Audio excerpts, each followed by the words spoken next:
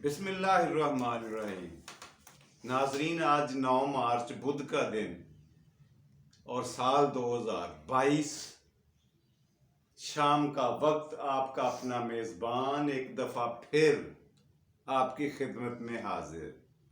आपको अस्सलामु अलैकुम। अच्छा, सबसे पहले तो माजरत माजरत बहुत माजरत आपसे माजरत चाहता हूँ कि मैं बगैर वजह बताए मैं 2-3 दिन गैर हाजिर रहा, आपकी नज़रों से ओझल रहा, गायब रहा। उसकी वजह मेरी ज़ाती मसरूफियात थी। मैं एक बहुत ही प्यारे गांव में, ये झांग के करीब, आउट ऑफ स्टेशन था, मैं घर से गया हुआ था। झांग के करीब एक गांव है, बहुत खूबसूरत गांव, जिससे बड़ी पुरानी और मीठी यादें वाबस्ता हैं। वहाँ पे एक हमारी खूब प्यारी बेटी की शादी थी जी, और शादी हुई है शहजाद के साथ, जो बहुत प्यारा नौजवान और बहुत खूबसूरत, यकीन जाने वो वाकई शहजादा लग रहा था। वो बहुत पुरवकार तकरीबात हुई, बहुत पुरतकल्लुफ खाने दिए गए और मजमूई तौर पर वो फंक्शन बहुत अच्छा रहा। बहरहाल आप लोगों से माजरत खा हूँ कि मैं आपको वजह बता, और इस दौरान जिन लोगों ने फ़ोन करके, जिन लोगों ने मैसेजेस किए, उनका मैं ख़ास तौर पे शुक्रिया अदा करता हूँ। आपकी मोहब्बतों का, चाहतों का, आपकी नवाजिशों का, आपके एहतराम का मैं तहे दिल से मशकूर हूँ कि तकरीबन कई लोगों ने मोबाइल पे, फ़ोन पे मैसेज कर करके मेरी खैरियत दरियाफ्त की और मुझसे पूछा कि खैर तो है, आप कहाँ गायब हैं। मैं हर एक का एक जवाब, रिप्लाई तो नहीं कर सका, लेकिन मैंने सोचा यहाँ पे सबको एक ही दफ़ा बता देता हूँ कि आप तमाम के मैसेजेस मुझे मिल गए थे और मैंने पढ़ भी लिए हैं गौर से, और मुझे आइंदा मैं कोशिश करूँगा कि आपको जब भी कहीं जाऊँ बता कर जाया करूँ। जाहिर है इंसान, मसरूफियात हो सकती हैं, आपको भी मुझे भी जी। तो आज ये तो हो गई पिछली बात और माजरत करने की बात। आज के प्रोग्राम का, शाम का प्रोग्राम है, इसका पहला सेगमेंट होता है आज की कहानी जी। तो आज की कहानी आपको सुनाने जा रहा हूँ, बड़ी खूबसूरत और प्यारी कहानी। पुराने वक्तों में हमने भी अपने बचपन में देखा है कि जाके ना घरेलू खवातीन जो हुआ करती थी, घर में इतना वाफर पानी होता नहीं था कि वो वहां पे पूरे खानदान के कपड़े धो सके। फिर वो कपड़े एक जगह बांध कर, एक कपड़े में बांध कर गांव से बाहर निकलकर या तो किसी खाले पर जाके बैठा करती या फिर सरकारी ट्यूबवेल पे जाके बैठती, इकट्ठे बैठ के कपड़े धोती और वहां पे सारे कपड़े धोकर खेतों में सुखाकर शाम को वापस आती है। और एक और काम, वहां पे बैठे बैठे आपस में सारी औरतें घर अपने दुख सुख भी एक दूसरे से एक्सचेंज कर लेती थी, शेयर कर लेती थी। उनको बातचीत का, मिल बैठने का एक मौका मिल जाता था। इसी तरह के एक मौके पर एक औरत ने दूसरी औरत से पूछा, बहन ये बताओ आपने आज सुबह क्या खाया है? उसने कहा, मैं तो पिछले 1 महीने से खीर खा रही हूं, मीठी खीर। एक देग पकाई थी मैंने 1 महीना पहले, मीठी खीर की, और आज तक वो खा रही हूं। दूर ही बैठी जो करीब दूसरी या तीसरी चौथी औरत होगी, जिसके कानों में ये बात पड़ गई, उसके ज़हन में आइडिया आया कि खीर मीठी, वो तो मेरी फेवरेट डिश है, और मैं भी ऐसा ही क्यों ना करूं कि एक देग पका के रख लेती हूं, डेली एक प्लेट निकाल के खाया करूंगी मजे से। आइडिया उसका सही था, दुरुस्त था, मगर अमल दरामद में गलती कैसे और कहाँ हुई और उसका नतीजा क्या हुआ, ये ही हमने कहानी में डिस्कस करना है। वो घर में जाती है औरत, जाकर इंतजाम करती है और मीठी खीर की मजेदार देग पकवा लेती है, पकवा ली देग। पहले तो उसने सारी फैमिली के साथ मिलके खाई और फिर जो बची खुची देग थी उसको मुंह से सर से ढांप कर तूड़ी वाले भूसे वाले कमरे में छुपा दिया। अगले दिन फिर वहां जाके उसने तूड़ी साइडों पे की, वहां से एक प्लेट मीठी खीर निकाली और खा ली।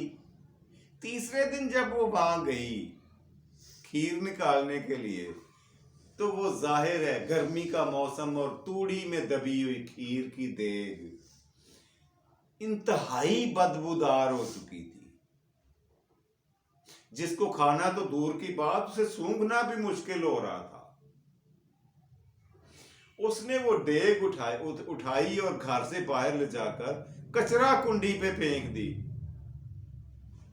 और अगली दफा छुट्टी वाले दिन जब औरतें इकट्ठी हुई कपड़े धोने के लिए उसी खाले पे या ट्यूबवेल पे, तो वहां उसने कहा, बहन तुमने कहा मैं पूरा महीना खीर खाती रही हूं देव की, मैंने तो बनाई है तो तीसरे दिन ही किसी काम की नहीं रही, सारी मजबूरन जाया करनी पड़ी है मुझे।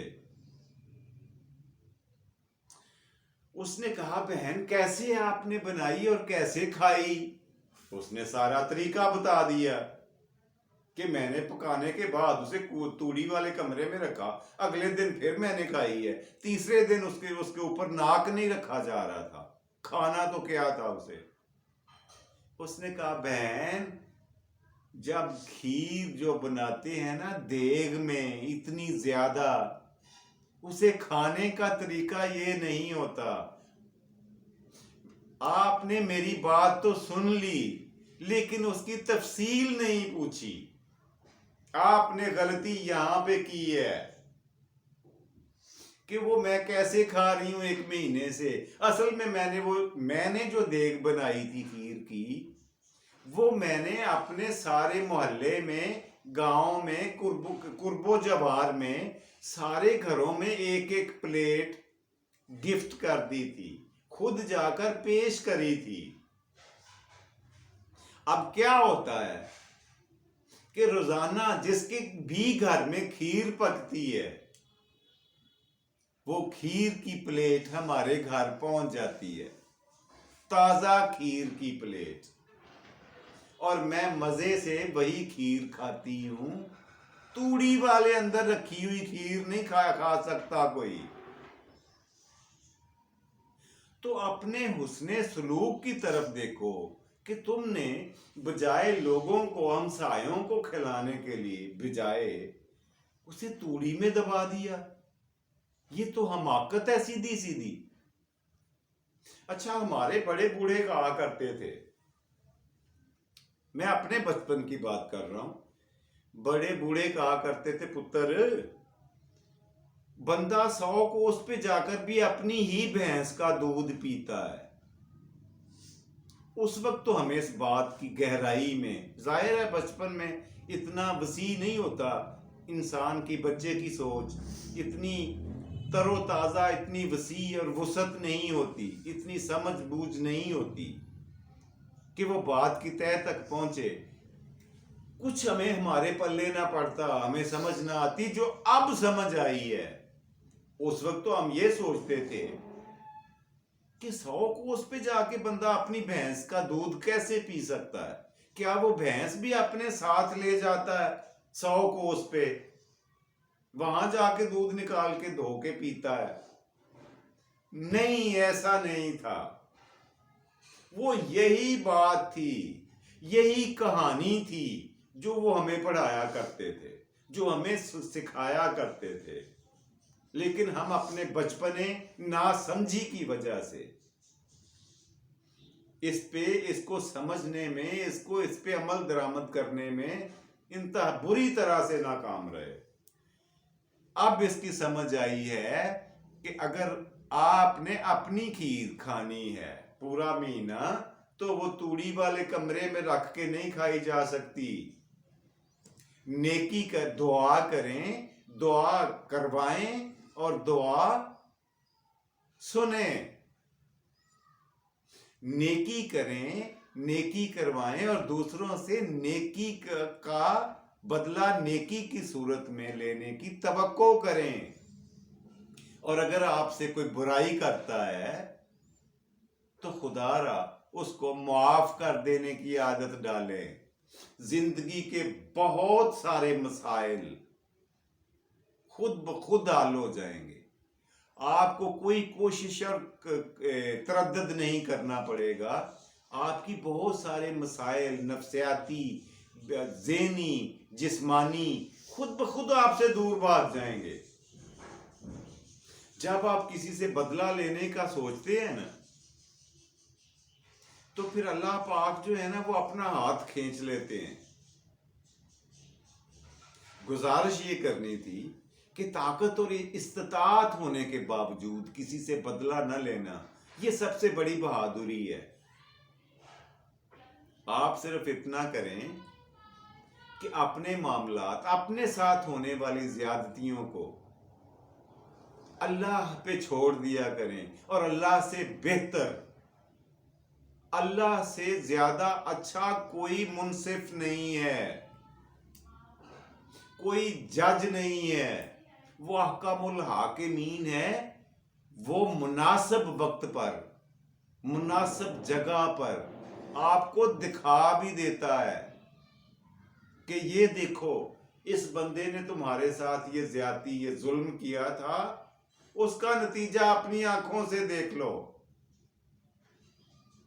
शर्त सिर्फ इतनी है कि हमारा भरोसा, हमारा यकीन, हमारा ईमान अल्लाह पर पुख्ता होना चाहिए और हमें उस पे पूरी तरह से भरोसा होना चाहिए।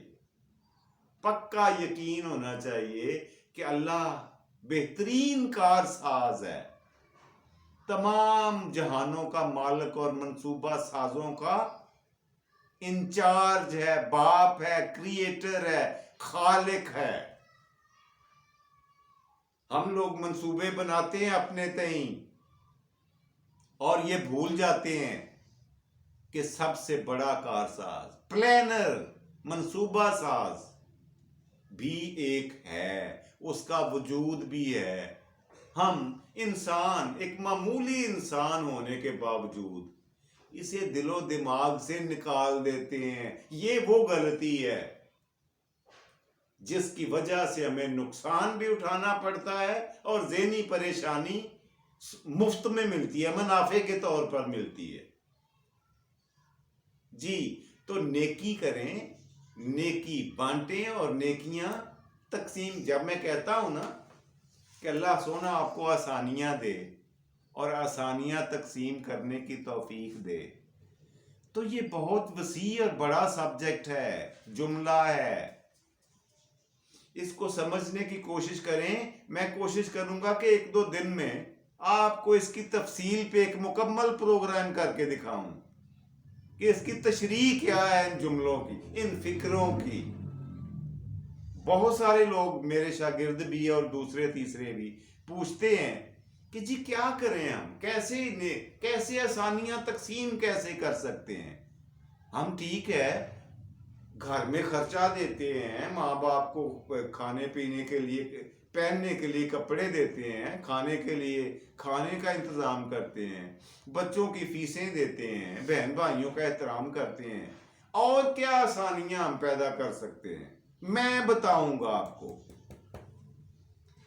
कि जब मैं ये कहता हूं ना कि आसानियां तकसीम करने की तौफीक, ये हर एक के पास नहीं होती।